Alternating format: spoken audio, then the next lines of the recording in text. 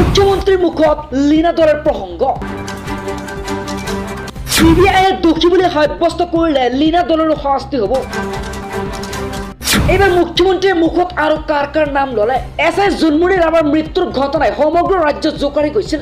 জখলাবন্ধাৰ এটা পথত দুৰ্ঘটনাত মৃত্যু হৈছিল এছআই জোনমণি ৰাভা জাল নোট আৰু নকল সোণৰ বিৰুদ্ধে অভিযান চলাই কাল হল জোনমণি ৰাভা জোনমণিৰ মৃত্যু হোৱাত নগৰ এছপি লীনা দলৰ নাম সাঙুৰ খাইছিল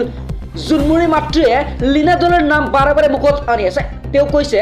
জোনমণিৰ মৃত্যুৰ লীনা দলৰ লগত জড়িত হৈ আছে আৰু ইতিমধ্যে লীনা দলকে হাইলাকান্দিলৈ বদলি কৰা হৈছে আৰু লগতে ৰিজাৰ্ভ ক্লোজ কৰা হৈছে কেইবাগৰাকী আৰক্ষী বিষয়াক আৰু এই সমগ্ৰ ঘটনাৰ তদন্তৰ দায়িত্ব দিয়া হৈছিল CID ইয়াতো জোনমণিৰ আত্মীয় সন্তুষ্ট নোহোৱাত মাতৃৰ এই সমগ্ৰ ঘটনাৰ তদন্ত ভাৰ অৰ্পণ কৰিছে হিমন্ত বিশ্ব শৰ্মাই কিন্তু তথাপিও জোনমণিৰ মাতৃৰ আক্ষেপ আছিল যে কিয় তদন্তৰ আওতালৈ অনা হোৱা নাই লীনা দল এইবাৰ আনন্দ মিশ্ৰৰ ভয়ত কমিছে নকল সোণ ব্যৱসায়ী প্ৰায় 10 জনৰ অধিক নকল সোণ ব্যৱসায়ীয়ে ভিৰ কৰিছে থানাত আৰু ইতিমধ্যে আত্মসমৰ্পণ কৰিব বিচাৰিছে নকল সোণ ব্যৱসায়ীয়ে এবাৰ আনন্দ মিশ্ৰৰ ভয়ত কমিছে সকলো নকল সোণ মাফিয়া পুনৰ আন এটা নকল সোণ মাফিয়া আব্দুল ৰাজ্জাকৰ আত্মসমৰ্পণ কৰিছে থানাত মাত্ৰ 1 ঘণ্টাৰ ভিতৰতে থানাত আত্মসমৰ্পণ কৰিছে 5 নকল সোণ মাফিয়াই ইফালে মাষ্টাৰমাইণ্ড আবু শহীদে আত্মসমৰ্পণ কৰাৰ পিছতে এইটোৰ পিছত সিটোৰ আত্মসমৰ্পণ কৰিছে সোণ মাফিয়াই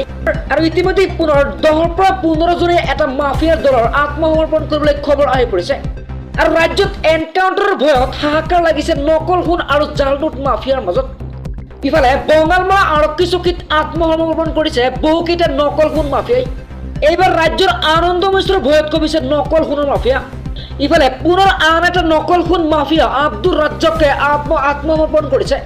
মাত্ৰ 1 ঘণ্টাৰ ভিতৰতে আত্মসমৰ্পণ কৰিছে 5 নকল সোণ মাফিয়াই ৰাজ্যত সংঘটিত হৈ আছে এইটোৰ পিছত সিটো পথ দুৰ্ঘটনা এইবাৰ এটা ভয়ংকৰ পথ দুৰ্ঘটনা সংঘটিত হৈছে ৰাজ্যখনত আমাৰ এই ৰাজ্যখনত এটা ভয়ংকৰ পথ দুৰ্ঘটনা সংঘটিত হৈছে এই ভয়ংকৰ পথ দুৰ্ঘটনাত মৃত্যু হৈছে একেখন পৰিয়ালৰ পিতৃ আৰু কন্যাৰ ডিগবৈ বগাপানী 38 নং ৰাষ্ট্ৰীয় ঘাইপথত সংঘটিত হৈছে এই ভয়ংকৰ পথ দুৰ্ঘটনা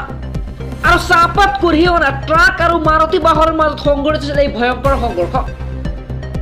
আৰু এই ভয়ংকৰ দুৰ্ঘটনাত মৃত্যু হৈছে নিমুৰাম হাজৰিকা আৰু তেওঁৰ 4 বছৰীয়া কন্যা এতিয়া সংকটজনক অৱস্থাত আছে নিৰুৰাম হাজৰিকা আৰু তেওঁৰ পত্নী জৰী হাজৰিকা আৰু এই ভয়ংকৰ দুৰ্ঘটনা সংঘটিত কৰি পলায়ন কৰিছে ট্ৰাক চালকে আৰু দুৰ্ঘটনাগ্ৰস্ত হোৱা বাহন দুখনৰ নম্বৰ আছিল AS23B আৰু 4960 আৰু আনহাতে আনটো নম্বৰ আছিল AS23SC আৰু 5598 আমি আপোনালোকক কিছুমান দৃশ্য দেখাই আছো